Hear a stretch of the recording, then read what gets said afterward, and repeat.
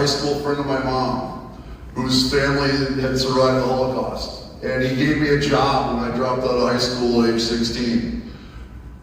My mom called him in tears, his name was Jack Cooper, to say, "Hey Jack, I understand if you fire my son for wearing swastikas to your business. I'd fire him if I were you."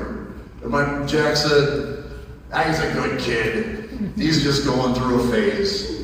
And his kindness, together with the memory of my Jewish friends that I grew up with, shout out to Dean Kaplan, Neil Willinson, Jenny Katz, and Julie Uso, people who showed me friendship and joy and what it means to be a human being. I remember that time I spent with them.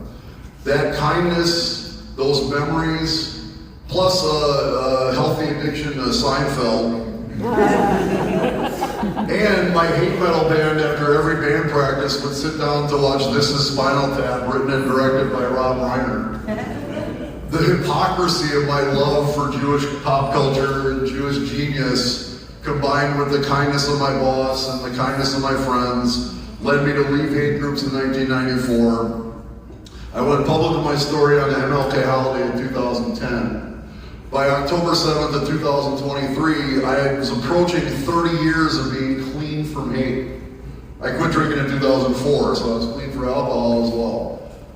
On October 7th, the barbarity of that attack and the failure of the world to stand with the victims of this heinous terrorist attack brought hate to my heart again. And I was relapsing. I felt like I had started drinking again or something. I was depressed. I felt like a fraud. Once again, it was the Jewish community that led me out of this really dark time in my life.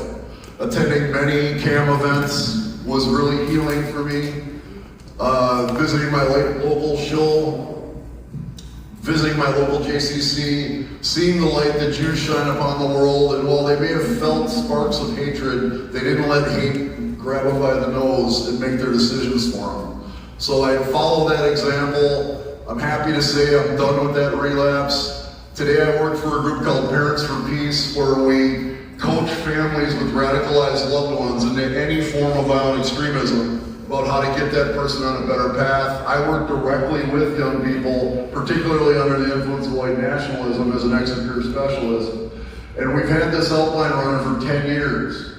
Just last week, with everything we've learned from running a helpline for 10 years, we've introduced a anti-Semitism specific helpline called the Anti-Semitism Intervention and Recovery Project, where anybody who is under the influence of anti-Jewish hatred can call and get that same kind of specific help to get them into a process of recovery. We also do trainings for mental health professionals, law enforcement, educators, social workers, and we do training and talks for everybody in the K-12 system.